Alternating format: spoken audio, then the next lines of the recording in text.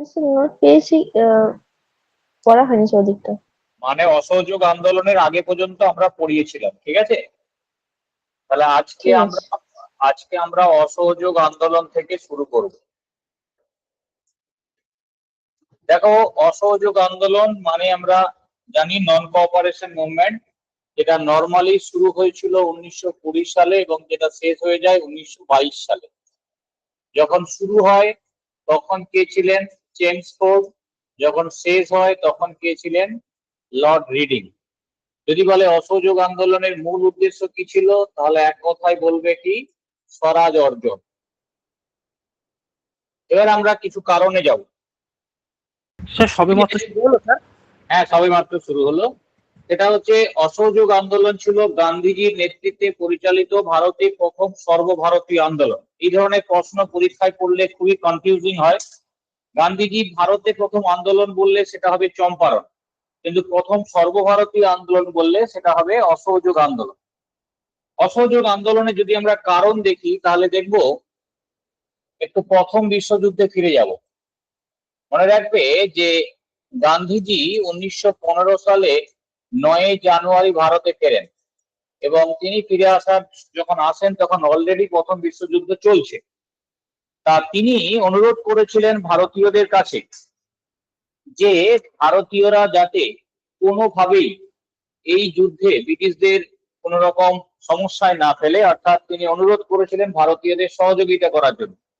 সেই সহযোগিতার কথা ভারত মেনে নেয় এবং প্রায় 10 লক্ষ ভারতীয় তারা সেনা হিসাবে কিন্তু ব্রিটিশদের হয়ে এই যুদ্ধে অংশগ্রহণ করে। প্রচুর পরিমাণ ভারতীয় অর্থ সেটাও কিন্তু খরচা করা হয়েছিল ভারতীয় ট্রেজারি থেকে। এক মিনিট। ভারতীয় ট্রেজারি থেকে শুধুমাত্র একটাই আশা ছিল যে যুদ্ধ শেষ হলে তারা অন্তত স্বায়ত্ত শাসনটা পাবে। কিন্তু দেখা যায় যুদ্ধ শেষ হয়, কিন্তু ওই মন্টেগু চেমস্ফোর্ড সংস্কারের নামে যেটা ভারতীয়দের দেওয়ার কথা ব্রিটিশরা ঘোষণা করে, সেটা ছিল ভারতীয়দের কাছে বিরক্তিকর। আমরা জানি এই 1915 সালেই গান্ধীজি কিন্তু ব্রিটিশ সরকারের কাছ থেকে কাইজার ই হিন্দ উপাধি পেয়েছিলেন মূলত দুটি কারণে। এক হচ্ছে দক্ষিণ আফ্রিকায় তিনি যখন ছিলেন তখন সেখানে 1899 সালে যে বুয়োর উপজাতির সাথে যে সোনার খনিকে কেন্দ্র করে লড়াই হয়েছিল, সেখানে তিনি ইন্ডিয়ান অ্যাম্বুলেন্স কোর তৈরি করে আহত ব্রিটিশ সৈনিকদের সাহায্যের ব্যবস্থা করেছিলেন। আর এই ভারতে ফিরে এসে প্রথম বিশ্বযুদ্ধে ব্রিটিশদের সহযোগিতার কথা বলা, এই দুটো কারণে সরকার তাকে কাইজারে হিন্দ টাইটেল দেয়। 2 নম্বর, আমরা জানি যুদ্ধ হলে তার কতগুলো আশু ফলাফল হয়, যেমন ধরো তার বেকারত্ব বাড়ে, জিনিসপত্রের দ্রব্যমূল্য বৃদ্ধি হয় ইত্যাদি। তো এইগুলো একটা কারণ ছিল, মানুষের মনে ক্ষোভ তৈরি হচ্ছিল। উল্টে কিছু শিল্পের উন্নতি হয়েছিল, কারণ এই সময় বিদেশ থেকে পণ্য আমদানি কমে যায়। কিন্তু যেই যুদ্ধ শেষ হয়ে যায় ব্রিটিশরা আবার কি করে না, তাদের যে পুরনো বৈষম্যমূলক যে নীতি সেটাকে প্রয়োগ করে আবার শিল্পটাকে পিছনের সারিতে ফেলে দেয়। এই সময় কিছু আন্তর্জাতিক ঘটনা ঘটে যেটাও কিনা ভারতীয়দের এই আন্দোলনে বেশি করে উৎসাহিত করে। যেমন 1917 সালে আমরা জানি রাশিয়াতে সমাজতন্ত্রের প্রতিষ্ঠা হয় বিশ্বের প্রথম দেশ হিসেবে, যেটাকে আমরা রাশিয়ান রেভলিউশন বলি। এর পাশাপাশি আয়ারল্যান্ডে হোম রুল আন্দোলন, অন্যদিকে মিশরে জগলুল পাশার নেতৃত্বে আন্দোলন, সেগুলো সফল হয়। ফলে সেখান থেকে একটা ইন্সপিরেশন আসে। এরপরে হচ্ছে আমরা জানি যে রাওলাট অ্যাক্ট। রাওলাট অ্যাক্ট আমরা আগের দিন আলোচনা করে নিয়েছি, সুতরাং এখানে বেশি বলবো না। তবে যারা ছিলেন না তারা একটু শুনে নাও। 1917 সালে প্রথম বিশ্বযুদ্ধ যখন প্রায় শেষের দিকে, তখন সরকার 5 সদস্যের একটা রাওলাট কমিটি, বা যেটাকে আমরা বলি সিডিশন কমিটি তৈরি করে। ইংল্যান্ডের বিচারপতি সিডনি রাওলাটের নেতৃত্বে এই কমিটি বলে, এটার নাম সিডিশন কমিটি বা রাওলাট কমিটি। এই কমিটির যেটা উদ্দেশ্য ছিল যে যুদ্ধ চলাকালীন বা শেষের দিকে যে সন্ত্রাসবাদী কার্যকলাপ সৃষ্টি হয়েছে বা সেটাকে কি করে বন্ধ করা যায়, বা বিভিন্ন রাজনৈতিক সমিতিগুলোকে কি করে দমন করা যায়, সে বিষয়ে প্রয়োজনীয় কি দেওয়া না প্রস্তাব দেওয়া। এবং এই কমিটি যে প্রস্তাব দিয়েছিল তারই ভিত্তিতে আমরা জানি 1919 সালের 18ই মার্চ কি হয় না রাওলাট আইন পাস হয়। রাওলাট আইনকে আমরা কি বলি? অ্যানার্চিক্যাল রেভলিউশনারি অ্যান্ড ক্রাইম অ্যাক্ট। এবং গান্ধীজি বলেছিলেন উকিল নেহি দলিল নেহি আপিল নেহি। আসলে এই আইনের মাধ্যমে যেটা বলা হয়, যে কোনো ব্যক্তিকে বিনা পরোয়ানায় গ্রেপ্তার করা যাবে, যে কোনো স্থান বিনা ওয়ারেন্টে সার্চ করা যাবে, গ্রেপ্তার হওয়া ব্যক্তিকে 2 বছর পর্যন্ত ট্রায়ালে রেখে দেওয়া যাবে এবং সর্বোপরি সংবাদপত্রের স্বাধীনতাও খর্ব করা হয়।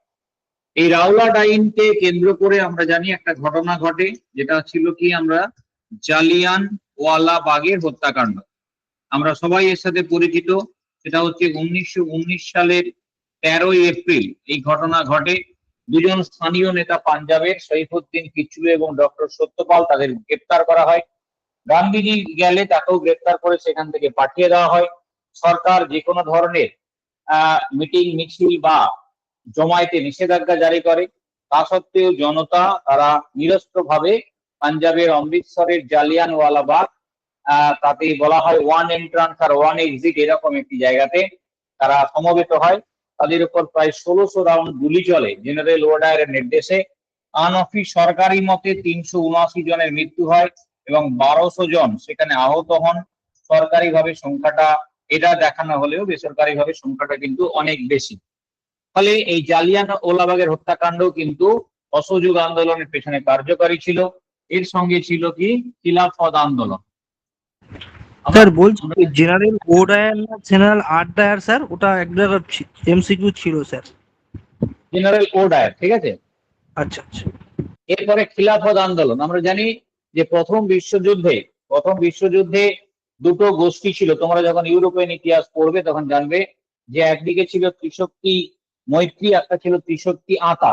আর ত্রিশক্তি মৈত্রী বা ত্রিশক্তি চুক্তি যেটা ছিল, সেইখানে ছিল কে না, জার্মানি, অস্ট্রিয়া, ইতালি, অন্যদিকে ছিল ইংল্যান্ড, ফ্রান্স, রাশিয়া। তাই জার্মানির পক্ষে ছিল কি, তার্কি মানে তুরস্ক। এবং তুরস্কের যিনি সুলতান, তাকে সমগ্র পৃথিবীর মুসলমানরা কি বলতো? তাকে খালিফা বলতো। খালিফা মানে আমরা জানি ধর্মগুরু।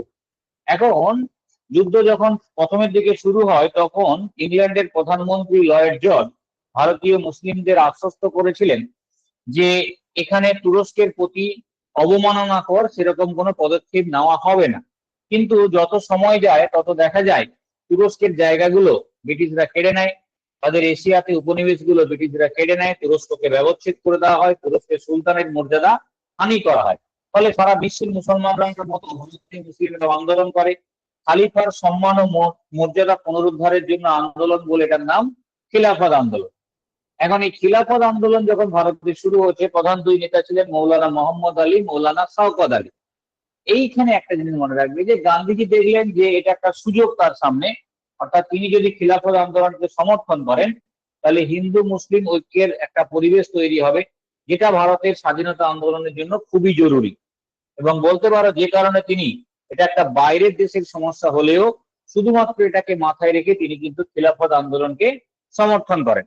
এবং সর্বভারতীয় যে খিলাফত কমিটি তৈরি হয়, সেই খিলাফত কমিটির সাথে যৌথভাবে 1920 সালের 1 আগস্ট তিনি কিন্তু অসহযোগ আন্দোলনের কথা ঘোষণা করে দেন। মনে রাখবে, কংগ্রেস তখনো পর্যন্ত কিন্তু এ ব্যাপারে কোনো পদক্ষেপ বা কোনো সিদ্ধান্ত নেয়নি। আবার মনে রাখবে, এই 1 আগস্টে কিন্তু মারা যান তিলক।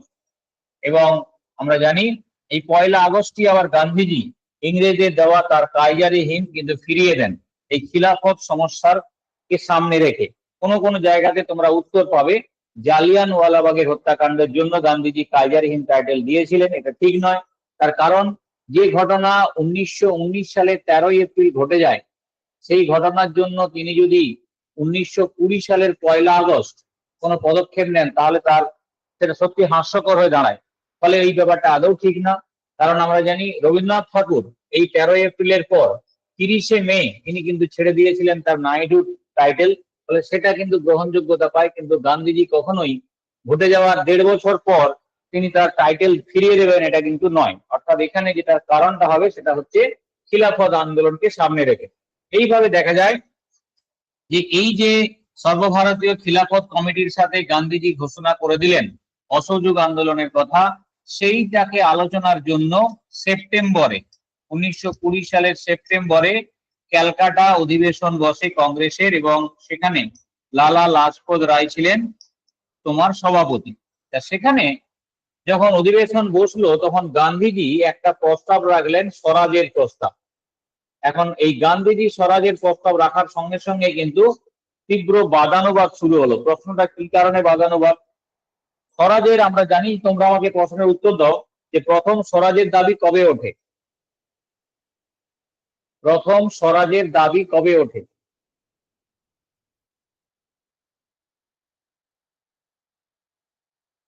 প্রথম স্বরাজের দাবি কবে ওঠে? তাড়াতাড়ি বলো, উত্তর না জানলেও বলো, হ্যাঁ হলেও বলো। লাহোর অধিবেশন না কিছু একটা ছিল? না, ওটা পূর্ণ স্বরাজ, আমি শুধু স্বরাজ বলেছি। আচ্ছা আচ্ছা, জানি না স্যার। ঠিক আছে, তাহলে মনে রাখবে যে 1906 সালে কংগ্রেসের যে অধিবেশন হয়েছিল ক্যালকাটাতে, সেখানে দাদাভাই নৌরোজি সভাপতিত্ব করেছিলেন। সেখানে কিন্তু প্রথম স্বরাজের দাবি ওঠে। স্বরাজ মানে হচ্ছে ডোমিনিয়ন স্ট্যাটাস বা সেলফ রুল। ব্রিটিশদেরকে ভারত ছেড়ে চলে যাওয়ার কথা বলা হয়নি, তোমরা থাকো, কিন্তু রাজ্যগুলোকে বিশেষ অধিকার দাও। যেমন ভাবে এখন আছে, সেন্ট্রালে একটা গভর্নমেন্ট আছে কিন্তু রাজ্যগুলো নির্দিষ্ট অধিকার ভোগ করে, এইরকম একটা ক্ষমতা দেওয়ার কথা বলা হয়েছিল, সেটাকেই বলছি আমরা স্বরাজ। তাহলে যে দাবি 1906 সালেই উঠেছে, সেইটা আবার 1920 সালে সেপ্টেম্বরে গান্ধীজি আবার স্বরাজের প্রস্তাব দিলেন। এটা নিয়েই কিন্তু মতপার্থক্য। এবং এইটাকে জওহরলাল নেহরু বলেছিলেন, কি বলেছিলেন? এটা বলেছিলেন আনন্দজনক অস্পষ্টতা। মানে যেটাকে আমরা ইংরেজিতে বলি কি, ইংরেজিতে বলা হয় ডিলাইটফুল ভেগ, DAGUE। অর্থাৎ আনন্দজনক কেন স্বরাজ পাওয়ার কথা বলা হচ্ছে, অস্পষ্টতা কেন? কারণ স্বরাজের দাবি তো আগে থেকেই আছে। তাহলে গান্ধীজি স্বরাজ বলতে কি বলতে চাইছেন, প্রশ্ন হচ্ছে এখানে। এবং এইটাকে কেন্দ্র করে তোমার বিপিন চন্দ্র পাল, চিত্তরঞ্জন দাস, মদন মোহন মালব্য, অ্যানি বেসান্ট, তারপর ধরো তোমার মোহাম্মদ আলী জিন্নাহ, তারা অধিবেশন ছেড়ে বেরিয়ে যান। তবে তার এই যে অসহযোগ আন্দোলনের প্রস্তাব, সেটা গৃহীত হয়। আবার বললাম গৃহীত হয়, নট পাস। সেটা কিন্তু যে হবেই এটা কিন্তু হয়নি, জাস্ট ব্যাপারটাকে গৃহীত হয়। এরপরে আমরা জানি প্রত্যেক বছর ডিসেম্বরে লাস্ট 3 দিন কংগ্রেসের অধিবেশন হয়। তবে হ্যাঁ, কিছু কিছু বছর অধিবেশন বন্ধ ছিল, যেমন 1930 সালে অধিবেশন হয়নি, 1935 সালে অধিবেশন হয়নি, আবার 1941 থেকে 45 পর্যন্ত অধিবেশন হয়নি। ঠিক আছে, এইটা বাদ দিয়ে বাকি কিন্তু প্রত্যেক বছরই অধিবেশন হয়েছে। এটা হচ্ছে 1885 সাল থেকে 1947 সাল পর্যন্ত, যতটা আমাদের সিলেবাসে আছে। যাই হোক, তা যেটা আমরা বলছিলাম সেটা হচ্ছে কি না, 1920 সালের ডিসেম্বরে নাগপুরে বসে কংগ্রেসের বার্ষিক অধিবেশন, এবং সেখানে সভাপতি কে ছিলেন? সি রাঘবাচারিয়া। এবং সেখানে কিন্তু চূড়ান্ত ভাবে অসহযোগ আন্দোলনের সিদ্ধান্ত পাস হয়ে যায়, এবং ঠিক হয় অসহযোগ আন্দোলন হবে। আন্দোলনের নেতা হবেন কি? গান্ধী। আন্দোলনের পদ হবে কি? নন ভায়োলেন্স, অর্থাৎ অহিংসা। এবং আন্দোলনের প্রধান লক্ষ্য হবে কি? স্বরাজ অর্জন। স্বরাজ মানে কিন্তু পূর্ণ স্বাধীনতা নয়, স্বরাজ মানে হচ্ছে সেলফ রুল, অর্থাৎ স্বায়ত্তশাসন বা হোম রুল। আরো দুটো বিষয় বলা হলো, জালিয়ানওয়ালাবাগের হত্যাকাণ্ডের মানে ঠিকমতো বিচার করতে হবে, আর খিলাফত সমস্যার সুষ্ঠু সমাধান করতে হবে। বলতে পারো আগে যারা অধিবেশন কক্ষ ছেড়ে বেরিয়ে গেছিল, এবারে তারাও বেরিয়ে যায়। তবে হ্যাঁ, সিআর দাস, যিনি আগেও বেরিয়ে গেছিলেন, তিনি কিন্তু এবার বেরোননি, এবং তিনি কিন্তু এই উদ্দেশ্যগুলোকে সামনে রাখেন। এইভাবে 1920 সালে শুরু হয় অহিংস অসহযোগ আন্দোলন। মনে থাকবে, গান্ধীজি সভাপতি হিসাবে বললেন যে 1 বছরের মধ্যেই স্বরাজ আসবে, এবং আন্দোলনকারীরা যাতে কোনো অবস্থাতেই হিংসার আশ্রয় গ্রহণ না করে। এই যে তার 1 বছরের মধ্যে স্বরাজ আসবে, এই ব্যাপারটাকেও বিভিন্নভাবে সমালোচনা করা হয়। বিপিন চন্দ্র পাল বললেন এর মধ্যে ম্যাজিক আছে, এর মধ্যে কিন্তু লজিক নেই। সুভাষচন্দ্র বসু বলেছিলেন এটা একটা চাইল্ডিশ ইমাজিনেশন, এটা একটা শিশু সুলভ কল্পনা ছাড়া কিছুই না। রবীন্দ্রনাথ ঠাকুর বলেছিলেন কাউকে তাবিজ দিয়ে তাকে ভালো কিছু পাওয়ানোর যে আশা দেখানো হয়, এটা খানিকটা সেই রকমই। অর্থাৎ মোদ্দা কথা হচ্ছে, স্বরাজের উদ্দেশ্যটা ঠিক আছে, কিন্তু সেটা 1 বছরের মধ্যেই চলে আসবে, যেটা 1906 সাল থেকে প্রথম দাবি তুলে এতদিন এলো না। এই ব্যাপারটার মধ্যে একটা অতি সরলীকরণ ছিল, ফলে স্বাভাবিকভাবে গান্ধীজির সমালোচনা করা হয়। আমরা জানি স্বরাজের দুটো দিক, একটাকে আমরা বলি ইতিবাচক, আর একটাকে আমরা বলি নেতিবাচক। ইতিবাচক, নেতিবাচক কি? অর্থাৎ নেতিবাচক মানে সরকারের সাথে সব রকম অসহযোগিতা করা, আর যখনই আমি সরকারের সাথে অসহযোগিতা করব তাহলে তার বিকল্পগুলো তো আমাকে ব্যবস্থা করতে হবে, সেটাকেই আমরা বলছি ইতিবাচক। তার নেতিবাচকের ক্ষেত্রে প্রথমেই যেটা আমরা জানি শিক্ষা ক্ষেত্রে প্রথমের প্রভাব পড়ে। প্রায় 90% স্টুডেন্ট তারা শিক্ষা প্রতিষ্ঠান ছেড়ে দেয়। এটা তীব্র সমালোচনা করেছিলেন রবীন্দ্রনাথ ঠাকুর, এটা শিক্ষা ক্ষেত্রে নৈরাজ্য আসবে। কিন্তু গান্ধীজি একটা কথা বলেছিলেন যে জমিতে, মনে রাখবে, জমিতে চাষ করার আগে আগাছা উপড়ে ফেলতে হবে, আগাছা উপড়ে ফেলতে হবে। এখানে তিনি ইংরেজি শিক্ষার কথা বলেছেন। 2 নম্বর আসবে কি, বস্ত্র। আমরা জানি বিদেশি বস্ত্র পরানো হয়, পিকেটিং করা হয়, ইত্যাদি ইত্যাদি। এক্ষেত্রেও কিন্তু জ্বালিয়ে দেওয়া হয়। এক্ষেত্রেও রবীন্দ্রনাথ বলেছিলেন ইনফিনিট ওয়েস্ট, তার মানে এটা হচ্ছে অপচয় ছাড়া কিছু নয়। যেখানে দরিদ্র শত শত ভারতবাসী তারা যখন করতে পারছে না, সেখানে এইভাবে বস্ত্র পরানোটা ঠিক হচ্ছে না। এক্ষেত্রেও গান্ধীজি বলেছিলেন, কি বলেছিলেন? গান্ধীজি বলেছিলেন destruction is the best method dealing with the foreign goods. অর্থাৎ বিদেশি বস্ত্রের সাথে বা বিদেশি পণ্যের সাথে যদি ঠিকঠাক বিচার করতে হয়, তাহলে ধ্বংসই হচ্ছে একমাত্র রাস্তা। জেনারেলি গান্ধীজি এরকম কথা বলতে পারেন বলে জেনারেলি আশা করা যায় না, তবে তিনি এটা মন্তব্য করেছিলেন। এবং বলতে পারো এই অসহযোগিতার অংশ হিসাবে আইনজীবীরা আইন ত্যাগ করে, যারা চাকরিজীবীরা তারা চাকরি ত্যাগ করে। মুদ্রা কথা হচ্ছে সব ক্ষেত্রে কিন্তু অসহযোগিতা চলে। এবং এই আন্দোলনের যে প্রধান কেন্দ্র সেটা ছিল ইউপি। এরপর মনে রাখবে মার্চ মাসে আন্দোলনের খরচা চালানোর জন্য বিজয়ওয়াড়া, অন্ধ্রপ্রদেশের একটি জায়গা, সেখানে কিন্তু একটা সম্মেলনের মধ্য দিয়ে তিলক স্বরাজ তহবিল গড়ে তোলা হয়। আমরা জানি তহবিল গড়ে তোলার উদ্দেশ্যই থাকে অর্থ সংগ্রহ করা। এক্ষেত্রে লক্ষ্যমাত্রা রাখা হয়েছিল 1.5 কোটি, অর্থাৎ 1.5 কোটি টাকা আদায় করা হবে। সেখানে কিন্তু 1 কোটি টাকা, 1.5 কোটি নয়, প্রায় কিন্তু 1.5 কোটি টাকা পর্যন্ত উঠেছিল। মনে রাখবে এটা ছিল তিলক স্বরাজ তহবিল। এ সময় লাহোরে সার্ভেন্টস অফ পিপল সোসাইটি বলে একটা নন এনজিও, যেটাকে বলি নন গভর্নমেন্ট অর্গানাইজেশন, তৈরি করেছিলেন লাজপত রায়, অর্থাৎ লালা লাজপত রায়। আন্দোলন ধীরে ধীরে বিভিন্ন জায়গায় ছড়িয়ে পড়ে। তবে মনে রাখবে দুটো জায়গার কথা, একটা হচ্ছে উত্তরপ্রদেশে একটা আন্দোলন হয়েছিল, সেটা হচ্ছে একা আন্দোলন। এই আন্দোলনটা ছিল অসহযোগ আন্দোলনের চরিত্র বিরোধী আন্দোলন। কেন? অসহযোগের যেখানে মূল কথাই ছিল অহিংস, সেখানে একা আন্দোলনের উদ্দেশ্য ছিল সহিংস, অর্থাৎ ব্রিটিশদেরকে হত্যা করা। মাদারি পাসি বলে একজন এই একা আন্দোলনের কিন্তু নেতৃত্ব দেন। এই 1921 সালে একটা বিদ্রোহ হয়েছিল, সেটা হচ্ছে মোপলা বিদ্রোহ। মোপলা বিদ্রোহ হয়েছিল কেরালার মালাবার উপকূলে।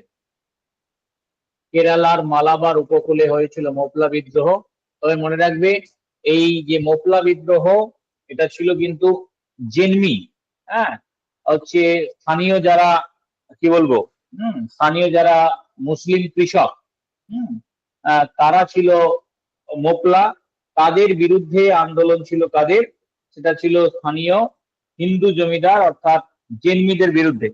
আচ্ছা দাঁড়াও, কোনো কারণে গন্ডগোল হচ্ছে কিনা দেখি। তোমাদের আগের দিন আমি যতটা করিয়েছিলাম সেটা, এটা কি করিয়ে দেওয়া হয়েছিল অসহযোগ আন্দোলন? না স্যার, এই যেগুলো পড়াচ্ছিলেন সেগুলো তো হয়ে গেছিল। সেগুলো তা এতক্ষণ বলনি কেন? কতটা হয়ে গেছিল? এই যেগুলো পড়াচ্ছেন, হ্যাঁ, অসহযোগ আন্দোলন পুরোটা হয়ে গেছিল। মানে গান্ধীজি কতটা হয়েছিল বলতো?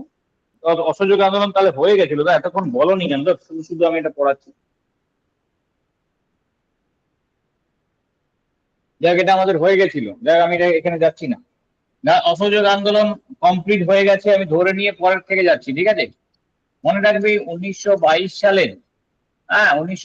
সালের 10ই মার্চ গান্ধীজিকে সবরমতী আশ্রম থেকে গ্রেপ্তার করে নেওয়া হয়, ঠিক আছে? এরপর 1922 সালের ডিসেম্বরে একটা অধিবেশন হয়, সেটা হচ্ছে গয়া অধিবেশন। মনে রাখবে এই গয়া অধিবেশনের সভাপতি ছিলেন সিআর দাস। এই গয়া অধিবেশনে কংগ্রেস কিন্তু ভেঙে যায়, দুটো ভাবে ভেঙে যায়। একটা হচ্ছে প্রো চেঞ্জার, একটা হচ্ছে নো চেঞ্জার। প্রো চেঞ্জার মানে কি? প্রো চেঞ্জার মানে হচ্ছে পরিবর্তনবাদী, আর নো চেঞ্জার মানে হচ্ছে পরিবর্তন বিরোধী। কিসের পরিবর্তন? না, গান্ধীজি তখন অলরেডি জেলে, আর অসহযোগ আন্দোলনের সময় সিদ্ধান্ত নেওয়া হয়েছিল যে কি হবে না, তারা সরকারের সাথে অসহযোগিতা করবে। সেই অসহযোগিতার একটা অংশ হিসাবে তারা আইনসভায় যোগদানের বিরোধিতা করেছিল বা আইনসভায় যোগদান তারা করেনি। এখন প্রশ্ন হলো যে আমরা যখন অসহযোগ আন্দোলন তুলে নিয়েছি, তাহলে আমরা কি করব? আইনসভায় থাকবো নাকি থাকবো না? এবং এখান থেকেই যারা গান্ধীপন্থী নেতা ছিলেন তারা ছিল না, আমরা আগের মতো আইনসভায় যাব না, তারা পরিবর্তন বিরোধী।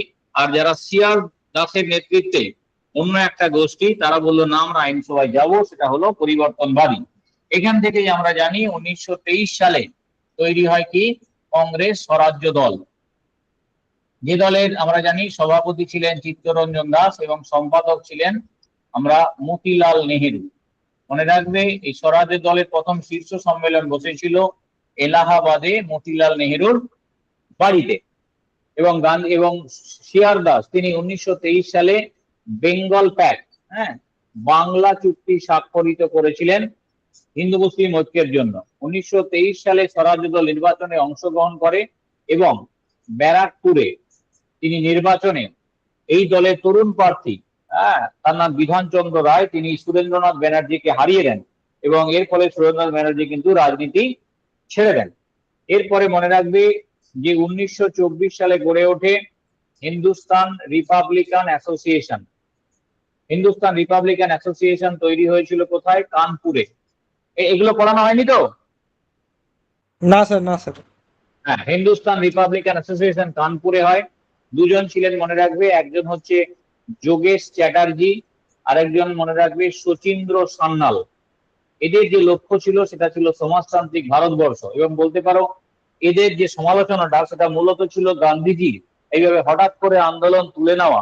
ফলে লক্ষ লক্ষ বলবো না, মানে বেশ কিছু যারা যুবক সম্প্রদায় তারা এই আন্দোলনের প্রতি আকৃষ্ট হয় এবং দলে দলে এখানে যোগদান করে। ভগৎ সিং, বটুকেশ্বর দত্ত, চন্দ্রশেখর আজাদ, আশফাকুল্লাহ খান, রোশন লাল, রাজগুরু ইত্যাদি ইত্যাদি। এবং এদের যে ম্যানিফেস্টো ছিল, সেই ম্যানিফেস্টোর নাম ছিল দা রেভলিউশনারি। এবং এই দলের প্রথম পরিকল্পিত যেটা কর্মকাণ্ড সেটা ছিল কি না, ট্রেন ডাকাতি, ট্রেন রবারি। আমরা জানি যে এদের অর্থের প্রয়োজন ছিল এবং তারা সরকারি কোষাগারের টাকা লুট করার পরিকল্পনা করে। সেই মতো উত্তরপ্রদেশের কাকুরি বলে একটি রেল স্টেশন থেকে তারা সরকারি কোষাগারের টাকা লুট করে। খুব স্বচ্ছভাবে পরিষ্কারভাবে তারা এই তাদের যে পরিকল্পনা রূপায়িত করলেও পুলিশ ঘটনার যেটাকে বলা হয় যে কিনারা করে ফেলে এবং বিপ্লবীরা ধরা পড়ে। সেখান থেকে শুরু হয় কাকরি কনস্পিরেসি কেস বা কাকরি ষড়যন্ত্র মামলা 1925 সালে। এবং সেই মামলায় চন্দ্রশেখর আজাদ তিনি বেরিয়ে গেলেও রামপ্রসাদ বিসমিল, আশফাকুল্লাহ, রোশন লাল এবং হচ্ছে শরণ সিং বলে এদের কিন্তু ফাঁসি হয়ে যায়। এরপরে আমরা চলে যাব 1924 সালে। আমরা জানি গান্ধীজি জীবনে একবারই মাত্র অধিবেশনে সভাপতি হয়েছিলেন, সেটা হচ্ছে কর্ণাটকের বেলগাঁও অধিবেশনে। 1924 সালে আমরা কি মনে রাখবো, সেটা হচ্ছে গেটওয়ে অফ ইন্ডিয়া। আমরা জানি গেটওয়ে অফ ইন্ডিয়া কোথায় রয়েছে? বোম্বেতে রয়েছে।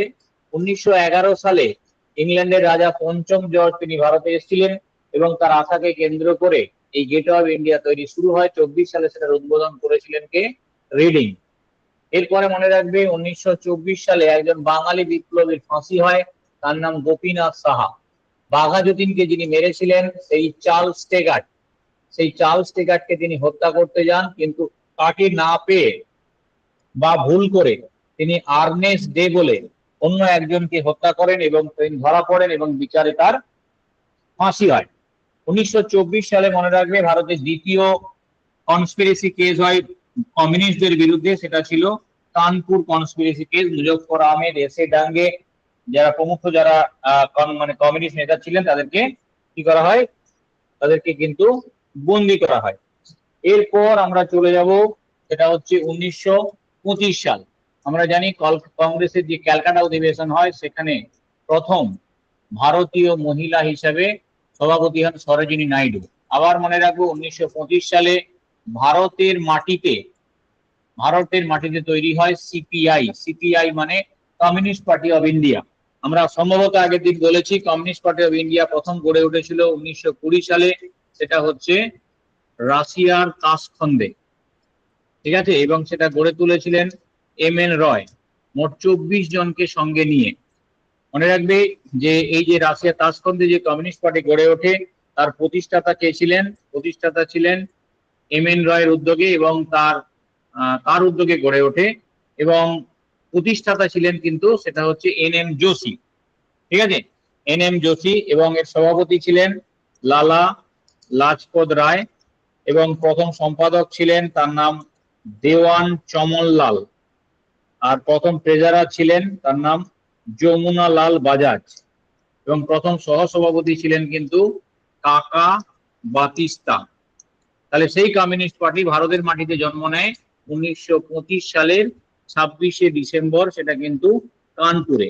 সেখানে দুজন ছিলেন, একজনের নাম ছিল চেট্টিয়ার, আরেকজনের নাম ছিল কিন্তু সত্যভক্ত। ঠিক আছে, এরপরে আমরা মনে রাখবো 1925 সাল আরএসএস তৈরি হয়েছিল নাগপুরে, রাষ্ট্রীয় স্বয়ংসেবক সংঘ, রামকৃষ্ণ হেডগেওয়ার। ঠিক আছে, আমরা বলতো কবে যোগ দিবস পালিত হয়? ভারতে যোগ দিবস কবে পালিত হয় বলো? 21 তারিখ, 21শে জুন। 21 জুন। আমরা জানি যে নরেন্দ্র মোদী তিনি এই 21শে জুনটাকেই বেছেছিলেন যোগ দিবস হিসাবে, আর ইনসিডেন্টালি তিনি নিজে আরএসএস সদস্য ছিলেন, আর এই আরএসএস এর যিনি প্রতিষ্ঠাতা ছিলেন রামকৃষ্ণ হেডগেওয়ার, তার জন্মদিনও 21শে জুন। প্রবাবলি হয়তো তিনি সেই কারণেই দিনটাকে বেছেছেন, একদিকে তাকে সম্মান জানানো হলো, আবার একদিকে যোগ দিবসও পালন করা হলো।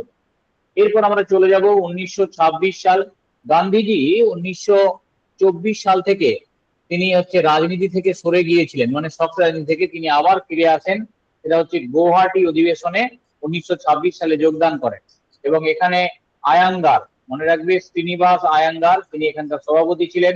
এই অধিবেশনে একটা গুরুত্ব ছিল কি না, কংগ্রেস সদস্যদের খাদি কাপড় পরা বাধ্যতামূলক করা হয়, অর্থাৎ খাদি ড্রেস ম্যান্ডেটারি করা হয় যারা কংগ্রেসের সদস্য হবেন তাদের। ইতিমধ্যে মনে রাখবে 1925 সালে সুভাষচন্দ্রকে মান্দালয়ে নির্বাচিত করা হয়েছিল, এবং তিনি মান্দালয় থেকে ফেরেন 1927 সালে, এবং মান্দালয় মনে রাখবে বার্মার একটি জায়গা। মান্দালয় থাকাকালীন তিনি কিন্তু যক্ষা রোগে আক্রান্ত হয়েছিলেন। ঠিক আছে, এবং 1927 সালে ফিরে তিনি দুটো পদ পান, একটা হচ্ছে কংগ্রেস ওয়ার্কিং কমিটির সদস্য হন, এবং সারা বাংলা যে প্রাদেশিক কমিটি তারও সভাপতি হিসাবে নির্বাচিত হয়েছিলেন সুভাষচন্দ্র। ঠিক আছে, এর মধ্যে ঘটনা বলতে গেলে আর যেটা আমরা মনে রাখবো সেটা হচ্ছে চলে যাব 1927 সাল। 1927 সালে কি হয় না, আমরা জানি সাইমন কমিশন নিয়োগ করা হয়, সেটা হচ্ছে 8ই নভেম্বর। সাইমন কমিশন নিয়োগের উদ্দেশ্য কি ছিল? দুটো উদ্দেশ্যের কথা বলা হচ্ছিল। এক, 1919 সালে যে মন্টেগু ট্রান্সপোর্ট সংস্কার আইন হয়েছে তার কার্যকারিতা মূল্যায়ন করা, এবং তার উপর ভিত্তি করে ভবিষ্যৎ ভারতীয়দের জন্য কি কি সংস্কার কর্মসূচি পেশ করা যায় সেটা। তবে এক কথায় যদি প্রশ্ন থাকে সাইমন কমিশনের উদ্দেশ্য কি ছিল, তাহলে অ্যান্সার কি লিখবে? অ্যান্সার পাবে তোমরা সাংবিধানিক সংস্কার, ভারতের সাংবিধানিক সংস্কার, ভারতের সাংবিধানিক সংস্কার। 1 মিনিট ধরো তো।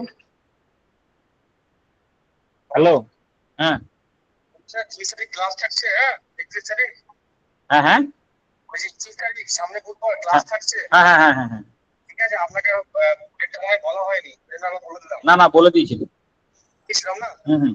ও আচ্ছা, মানে এত চারপাশের লোক ছুটি মারছে, পেছন থেকে সব ঘুরে যাচ্ছে আর কি।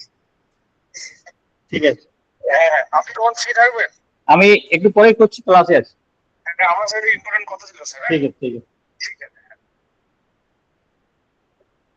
হ্যাঁ, যেটা বলছিলাম সেটা হচ্ছে কি না, 1927 সালে সাইমন কমিশন নিয়োগে দুটো উদ্দেশ্য ছিল। একটা কি বললাম, একটা হচ্ছে যে 1919 সালে যে মন্টেগু ট্রান্সপোর্ট সংস্কার আইন হয় তার কার্যকারিতার মূল্যায়ন করা, আর একটা 2 নম্বর কি বললাম, সাংবিধানিক সংস্কার। সাংবিধানিক সংস্কার। পরীক্ষায় কিন্তু এটাই থাকবে। ঠিক আছে, এবার প্রশ্ন হচ্ছে যে হঠাৎ করে এই সাইমন কমিশন 27 সালে নিয়োগ করা হলো কেন? কারণ 1919 সালে যে আইন হয়েছিল, বলা হয়েছিল যে 10 বছর পর একটা কমিশন ভারতে যাবে, সেই অনুযায়ী কমিশন আসার কথা কবে? 1929 সালে, যেটাকে রাজ্য। কিন্তু ইতিমধ্যে ইংল্যান্ডের নির্বাচন চলে আসার ফলে ভারতে ব্রিটিশদের অত্যাচার নিয়ে একটা চিত্র তুলে ধরে ওখানকার বিরোধী পার্টি। আমরা জানি ইংল্যান্ডের দুটো পার্টি, একটা লেবার পার্টি, একটা কনজারভেটিভ পার্টি। তখন ক্ষমতায় ছিল কনজারভেটিভ পার্টি, মানে রক্ষণশীল দল। তাহলে শ্রমিক দল তারা হচ্ছে এটার প্রতিবাদ করছিল।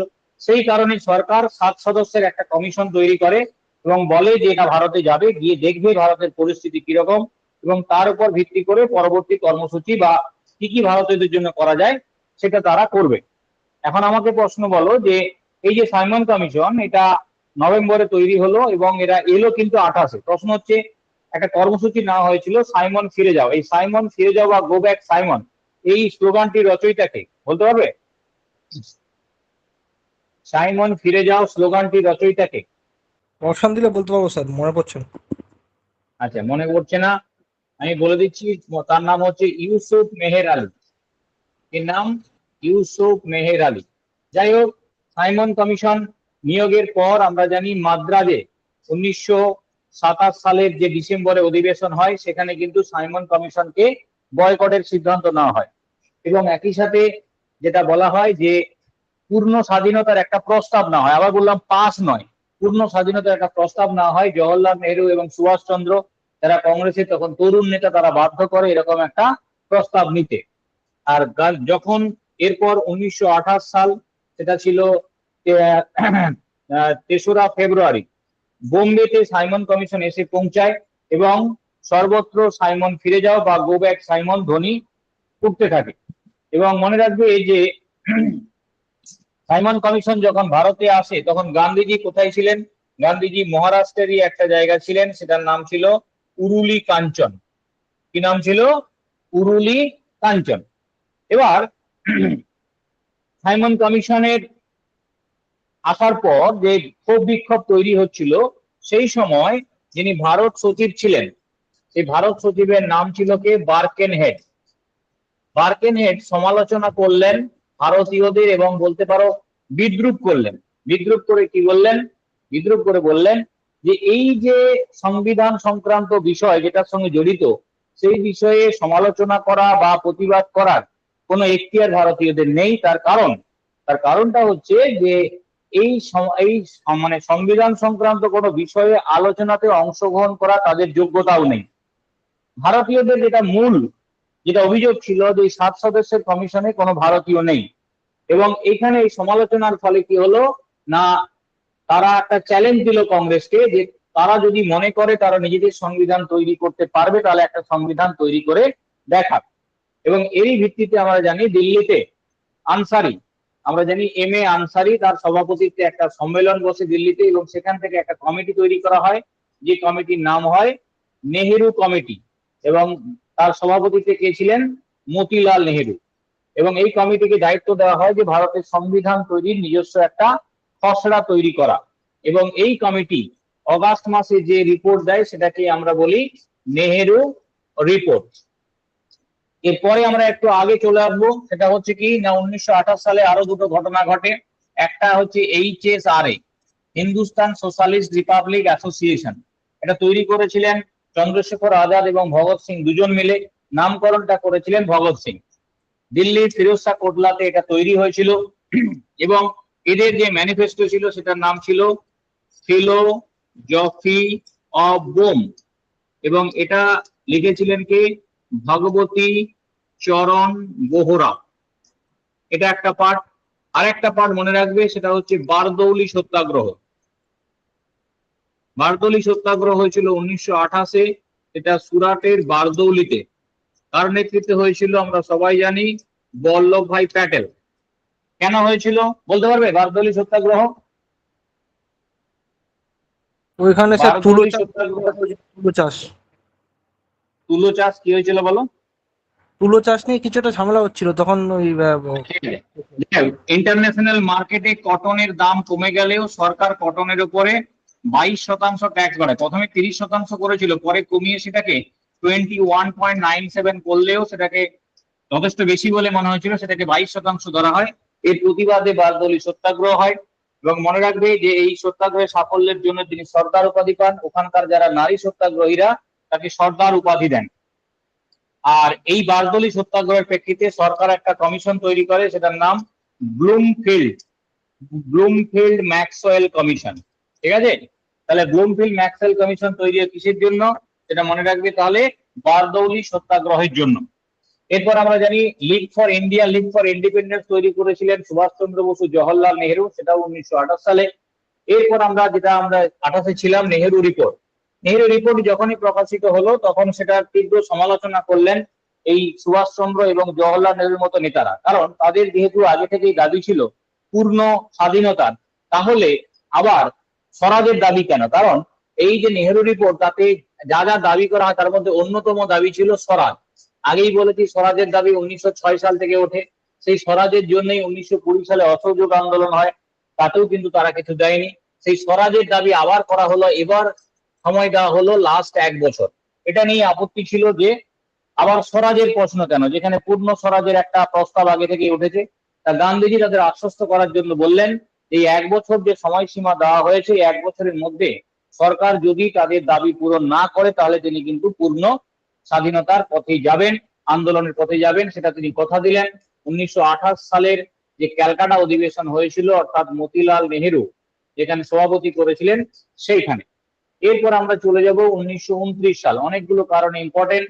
একটা হচ্ছে আমরা জানি যে লালা লাজপত রায়, যিনি ওই লাহোরে ওই সাইমন কমিশনের বিরুদ্ধে প্রতিবাদ জানাতে গিয়ে পুলিশের লাঠির আঘাতে আহত হন এবং পরে হাসপাতালে তার মৃত্যু হয়। তার সেই হত্যার প্রতিশোধ নিয়েছিলেন ভগৎ সিং এবং রাজগুরু। তারা স্যান্ডার্সকে হত্যা করে, তবে তারা পুলিশ কমিশনার স্কটকে মারতে গিয়েছিল, তাকে না পেয়ে তারা স্যান্ডার্সকে হত্যা করে। তোমাদের পরীক্ষা যদি এরকম প্রশ্ন করে স্যান্ডার্সকে কে হত্যা করেন, সেখানে ভগৎ সিং অপশন আছে, রাজগুরু অপশন আছে, তোমরা রাজগুরু লিখবে, কারণ রাজগুরুর গুলিতেই মারা গিয়েছিলেন স্যান্ডার্স। এরপরে আমরা জানি যে এই ভগৎ সিংদের যখন গ্রেপ্তার করা হয় তখন তাদের রাজবন্দির মর্যাদা দেওয়ার দাবিতে লাহোর জেলে অনশন শুরু করেছিলেন যতীন দাস এবং 64 দিন অনশন করে তিনি কিন্তু মৃত্যুবরণ করেন। তার একটা বিশেষ বক্তব্য ছিল, আমি শেষ পর্যন্ত দেখে যাব। আর কি ঘটনা ঘটেছিল আমরা জানি যে 1929 সালে এটা আর কি ঘটনা ঘটে, সেটা হচ্ছে যে কেন্দ্রীয় আইনসভায় বোমা নিক্ষেপ করে ভগৎ সিং এবং বটুকেশ্বর দত্ত। 1929 সালে সেটা ছিল 8ই এপ্রিল। মনে রাখবে যে তখন আইনসভাতে দুটো বিল নিয়ে আলোচনা চলছিল, একটা হচ্ছে পাবলিক সেফটি বিল অর্থাৎ জননিরাপত্তা বিল, আর একটা ছিল ট্রেড ডিসপিউট বিল বা হচ্ছে শিল্প বিরোধ বিল। কাউকে হত্যা করা তাদের উদ্দেশ্য ছিল না, তারা যেখানে এমপি ট্রেজারি, যেখানে খালি বেঞ্চ, সেখানেই তারা দুটো বোমা ফেলে এবং ইনকলাব জিন্দাবাদ ধ্বনি প্রথমবার ধ্বনি হিসাবে দেন ভগৎ সিং। মনে রাখবে ইনকলাব জিন্দাবাদ লিখেছিলেন মোহাম্মদ ইকবাল, ইনকলাব জিন্দাবাদ প্রথম বলেছিলেন হযরত মোহানি, কিন্তু ইনকলাব জিন্দাবাদ ধ্বনি হিসাবে বা স্লোগান হিসেবে প্রথম ব্যবহার করেছিলেন সেটা কিন্তু ভগৎ সিং। এবং সারে জাহাঁ সে আচ্ছাও লিখেছিলেন মোহাম্মদ ইকবাল, সেটাও আমরা জানি। তা সেই যে বোমা ফেলা হয়, যাই হোক, এখান থেকে কিন্তু একটা মামলা শুরু হয়, যেটাকে আমরা দ্বিতীয় লাহোর ষড়যন্ত্র মামলা বলি। এটা একটা ঘটনা। আরেকটা ঘটনা মনে রাখবে, 1929 সালে মুসলিম লীগের দিল্লি অধিবেশনে জিন্নাহ তার 14 দফা দাবি পেশ করেছিলেন, এটা আরেকটা ঘটনা। 1929 সালে আর ঘটনা বলতে গেলে আর ঘটনা যেটা আসবো সেটা হচ্ছে যে 1929 সালে দীপাবলি ডিক্লারেশন। মনে রাখবে দীপাবলি ডিক্লারেশন এটা কি না, এই যে অগাস্ট মাসে বলা হয়েছিল যে সময় দেওয়া হয়েছিল 1 বছরের মধ্যে স্বরাজ দিতে হবে, তার মানে 1929 সালের অগাস্ট পর্যন্ত 1 বছর হয়ে যায়।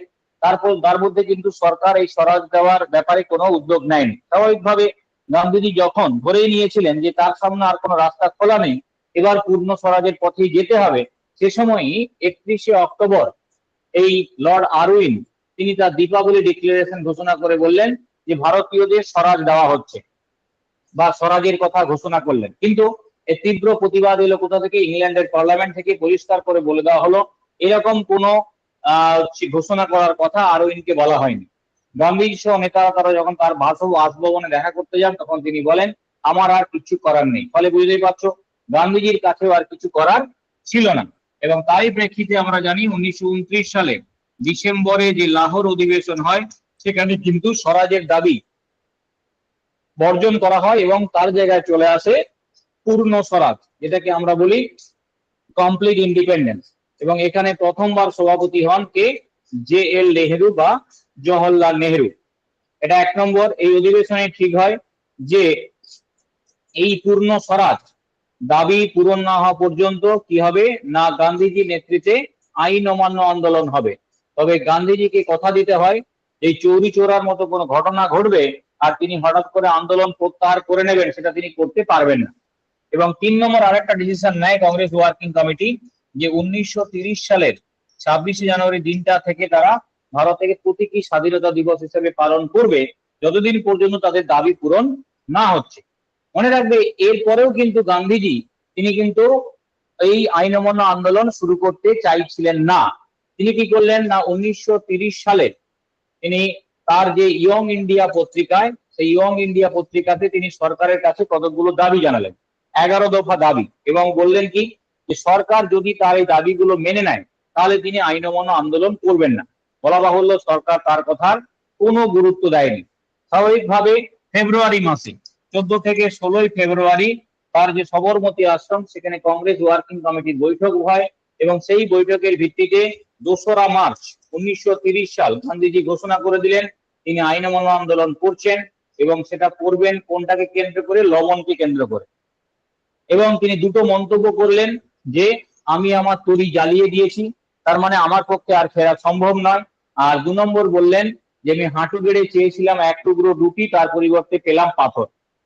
গান্ধীজি এই যে হঠাৎ করে মানে স্বাধীনতার, যখন পূর্ণ স্বাধীনতার কথা চলছে তখন তিনি লবণের কথা আনলেন, এবং জওহরলাল নেহরু বলেছিলেন যে স্বাধীনতার সাথে লবণের কি সম্পর্ক তিনি বুঝতে পারছেন না। ওই সময় ভাইসরয় আরউইন বলেছিলেন তিনি যত খুশি লবণ তৈরি করুন তাতে তার কোনো ঘুমের ব্যাঘাত ঘটবে না। আসলে গান্ধীজি লবণকে বেছে নিয়েছিলেন একটাই কারণে, সেটা হচ্ছে যে তিনি জানতেন তিনি যদি কোনো শ্রমিক ইস্যু নিয়ে আন্দোলন করেন, তিনি যদি কোনো কৃষক ইস্যু নিয়ে আন্দোলন করেন, তাহলে সমাজের একটা অংশ এর থেকে সরে যাবে। তার কারণ যারা উচ্চবিত্ত তাদের সাথে আন্দোলনের কোনো সম্পর্ক থাকবে না। ফলে এমন একটা বিষয়কে তিনি বাঁচতে চাইলেন যেটা সকলের কাছে সমানভাবে তার গ্রহণযোগ্যতা আছে। আর আমরা জানি দরিদ্রের কুটির থেকে শুরু করে ধনীর কুটির সব জায়গাতে কিন্তু লবণের অবাধ প্রবেশ। স্বাভাবিক কারণে তিনি লবণকে বাঁচেন, এবং পরিকল্পনা মতো 1930 সালের 12ই মার্চ তার ঐতিহাসিক ডান্ডি অভিযান শুরু করেন গুজরাটের সবরমতী আশ্রম থেকে। লক্ষ্য ছিল কি না গুজরাটের যে ডান্ডি উপকূল সেখানে পৌঁছানো, এবং সেখানে সমুদ্রের জল থেকে লবণ তৈরি করে লবণ আইন ভাঙা এবং আইন অমান্য করা। মনে রাখবে তখন লবণ তৈরি করা যেত না, সেটা আইনত অপরাধ ছিল, তার উপর ট্যাক্স দিতে হতো। এবং সেই জন্য গান্ধীজি কবে আইন অমান্য আন্দোলন শুরু করেন সেটা অ্যান্সার হবে 12ই মার্চ, কিন্তু কবে আইন ভাঙেন সেটা কিন্তু হবে 6ই এপ্রিল। মনে থাকবে। এবার আমাকে একটা অ্যান্সার বলো, এই যে গান্ধীজি ডান্ডি মার্চ করেছিলেন এটাকে শ্রী রামচন্দ্রের লঙ্কা অভিযানের সাথে কে তুলনা করেছেন? গান্ধীজির ডান্ডি মার্চের সাথে শ্রীরামচন্দ্রের লঙ্কা অভিযানের কে তুলনা করেছেন? জানি না স্যার আমি। এটার অ্যান্সার মনে রাখবে মতিলাল নেহেরু। মতিলাল নেহেরু। আবার গান্ধীজির এই ডান্ডি অভিযানকে নীরব তীর্থযাত্রা এটা বলেছিলেন কে? জওহরলাল নেহেরু। আর সুভাষচন্দ্র কি বলেছিলেন? দুটো বলেছিলেন। এক হচ্ছে আমরা যখন নেপোলিয়ান পড়বো দেখবো নেপোলিয়ানকে একটা সময় তৃতীয় শক্তি জোট নেপোলিয়ানকে লাইপজিগের যুদ্ধে বা জাতিসংঘের যুদ্ধে পরাজিত করে, এবং তাকে ফন্টেনব্লুর সন্ধি স্বাক্ষর করে 1814 সালে তাকে কিন্তু এলবা দ্বীপে পাঠিয়ে দিয়েছিলেন। তারপর সেখান থেকে তিনি আবার সেনাবাহিনীর সাহায্য নিয়ে ফিরে এসে 100 দিনের রাজত্ব করেছিলেন, যেটাকে আমরা 100 দিবসের রাজত্ব বলি, সেটার সঙ্গে তুলনা করেছেন। আবার আমরা যখন ইতালি পড়বো তখন দেখবো 1922 সালে তিনি প্রায় 50,000 সৈন্য নিয়ে রোম যাত্রা করেছিলেন। তিনি নিজেও কিন্তু ইতালির লোক, রোম যাত্রা করেছিলেন, তার সঙ্গে তুলনা করেছেন। দুটো ঘটনার সাথে সুভাষচন্দ্র তুলনা করেছেন।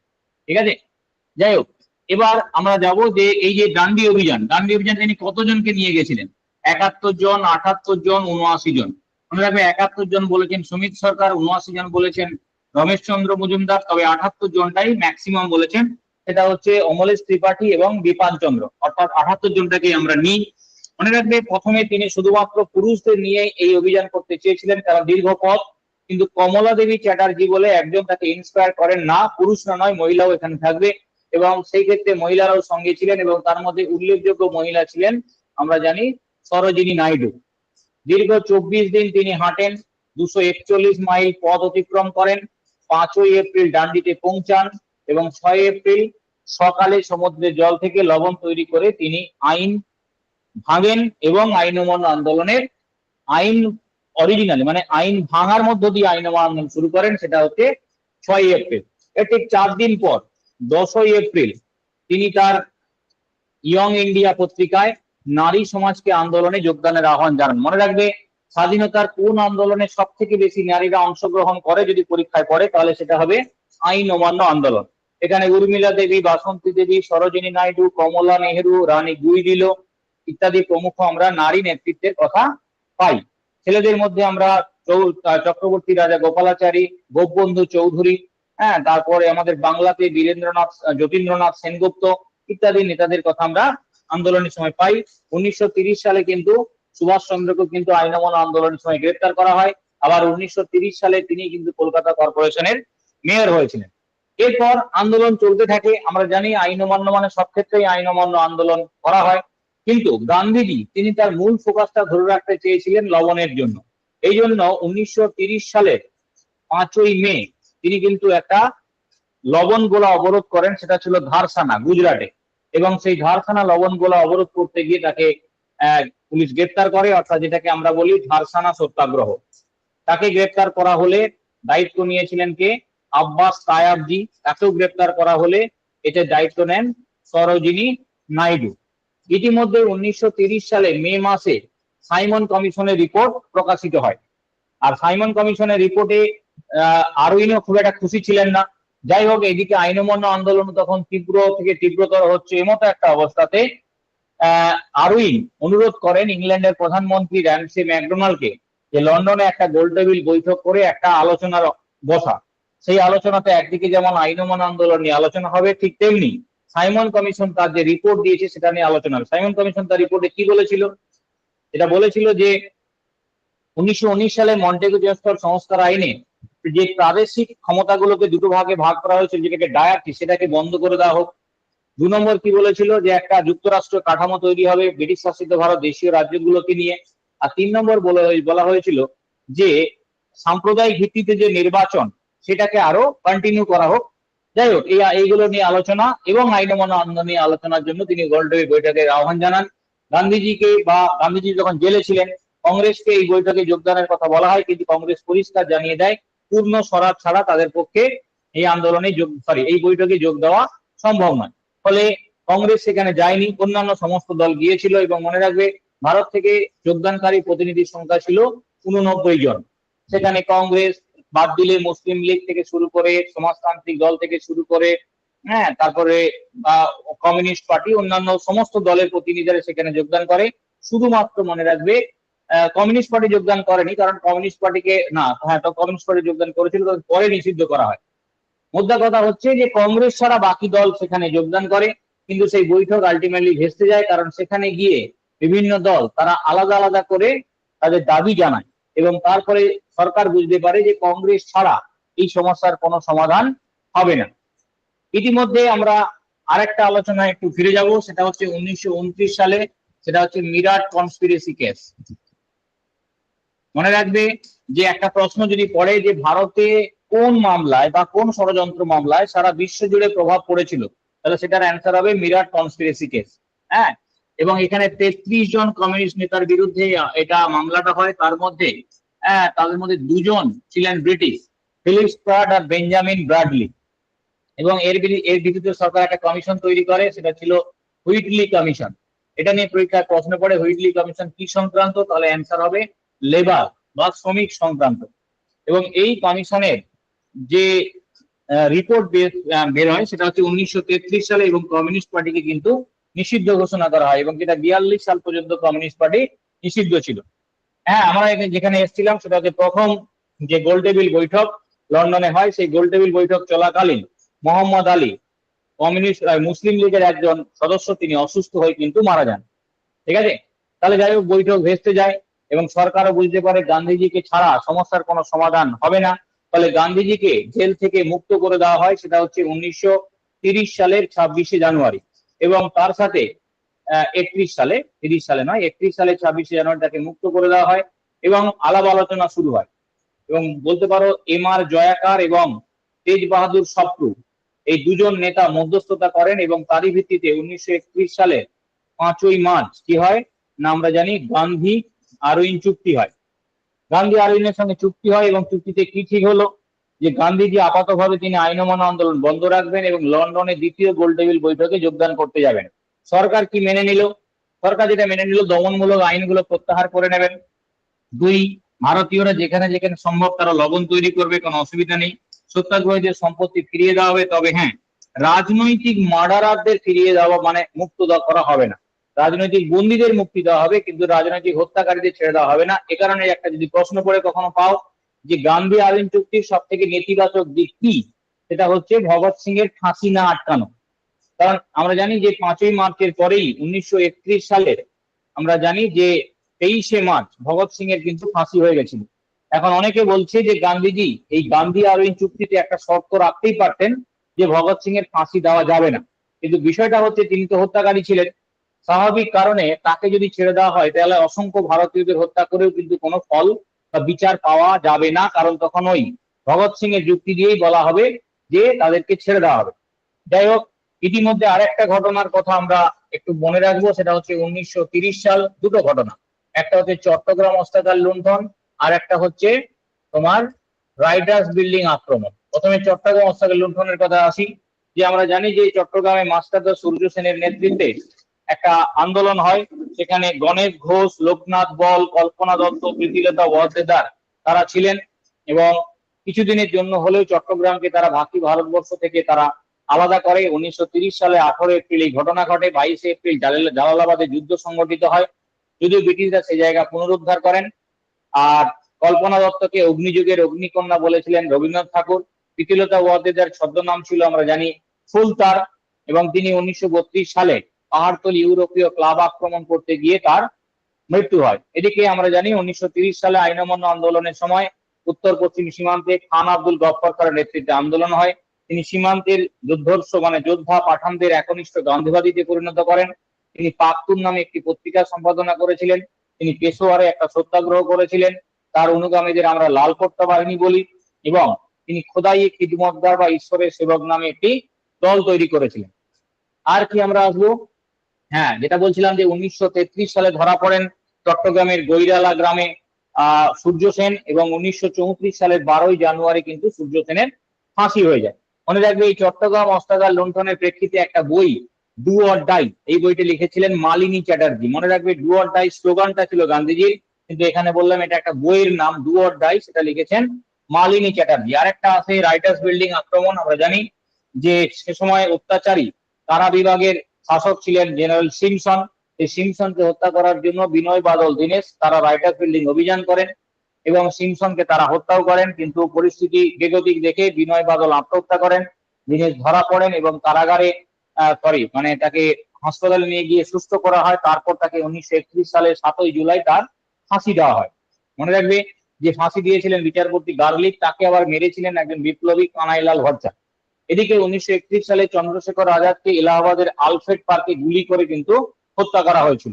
ঠিক আছে, 1931 সালে সুভাষচন্দ্র বসু তিনি এআইটিইউসির সভাপতি হয়েছিলেন, এবং এআইটিইউসি 1931 সালে ভেঙে রেড ট্রেড ইউনিয়ন কংগ্রেসে পরিণত হয়। ঠিক আছে, এরপর আমরা যেখানে ছিলাম সেটা হচ্ছে যে গান্ধী আইন চুক্তি মতো 1931 সালের সেপ্টেম্বরে লন্ডনে দ্বিতীয় গোলটেবিল বৈঠকে যোগদান করতে যান কে, গান্ধীজি। কিন্তু সেখানে গিয়ে দেখেন যে অন্যান্য যারা দল যারা গেছে তারাও কিন্তু পৃথক নির্বাচনের দাবিতে অনড় হয়ে আছে, কিন্তু গান্ধীজি বরাবরই যৌথ নির্বাচনের পক্ষে ছিলেন, কারণ তার পক্ষে পৃথক নির্বাচন মানা সম্ভব নয়। ফলে গান্ধীজি শূন্য হাতে ভারতে ফেরেন ডিসেম্বরে। মনে রাখবে এদিকে 1931 সালের শুরুতেই আরউইনের ভারতে তার কার্যকাল শেষ হয়ে যায়। তার জায়গায় নতুন যিনি আসেন তিনি ওয়েলিংটন। তিনি ছিলেন ঘোরতর সাম্রাজ্যবাদী এবং নিষ্ঠুর, তিনি নিজেকে খুদে মুসলিনী বলতেন। ফলে যে ব্যাপক দমন নীতি বা অত্যাচার তিনি শুরু করেন, সেটার জন্য গান্ধীজি ফিরে এসে তাকে বারবার মনে করার চেষ্টা করেন যে গান্ধী আরউইন চুক্তিতে কি বলা ছিল। কোনো কথাই সরকার যখন কানে নেয়নি, তখন গান্ধীজি দ্বিতীয়বার আইন অমান্য আন্দোলনে ডাক দেন, এবং সেটা 1932 সালের 3রা জানুয়ারি। কিন্তু তাকে আর সেই সুযোগ দেওয়া হয়নি। 4 জানুয়ারি অতি ভোরেই তাকে গ্রেপ্তার করে নেয় পুলিশ। প্রথমে 4টি অর্ডিন্যান্স জারি করা হয়, টোটাল 10টি অর্ডিন্যান্স জারি করা হয়েছিল, এবং তাকে রাখা হয় পুনের জারবেটা জেলে। মনে রাখবে এরপর তিনি যখন জেলে ছিলেন তখনই কিন্তু তখনই কিন্তু সাম্প্রদায়িক বাঁটোয়ারা নীতির ঘোষণা করেন 1932 সালের 16ই আগস্ট ব্রিটিশ প্রধানমন্ত্রী র্যামসে ম্যাকডোনাল্ড। কি যুক্তি দেখান, তিনি বলেন যে দ্বিতীয় গোলটেবিল বৈঠক ব্যর্থ হয়েছিল মূলত যে কি না পৃথক নির্বাচনের দাবি জানানো হয়েছিল সেটা মানা হয়নি, তাই যাতে তৃতীয় গোলটেবিল বৈঠক যাতে ভেস্তে না যায় তার জন্য তিনি সাম্প্রদায়িক বাঁটোয়ারা নীতির কথা ঘোষণা করে বললেন প্রত্যেকটি দলকে বা প্রত্যেকটি সম্প্রদায়কে আলাদা আলাদা করে নির্বাচনের অধিকার দেওয়া হচ্ছে। এবং এক্ষেত্রে তিনি যেটা করেন, ইচ্ছাকৃতভাবে হিন্দুদের দুটো ভাগে ভাগ করে দেন, একটা বর্ণ হিন্দু, একটা উচ্চ হিন্দু। অর্থাৎ শিডিউল কাস্ট, শিডিউল ট্রাইব বা তফসিলি জাতি উপজাতি বলি, যাদের নেতা ছিলেন বি আর আম্বেদকর, তাদেরকে তিনি আলাদা করে একটা বর্ণ হিন্দু করে দিলেন। এখানেই ছিল গান্ধীজির আপত্তি, এবং জেল থেকেই তিনি বললেন যে অবিলম্বে যদি এই নির্দেশিকা প্রত্যাহার করে না হয় তাহলে তিনি আমরণ অনশন করবেন। সরকার কোনো গুরুত্ব না দিলে তিনি 20শে সেপ্টেম্বর থেকে শুরু করেন আমরণ অনশন।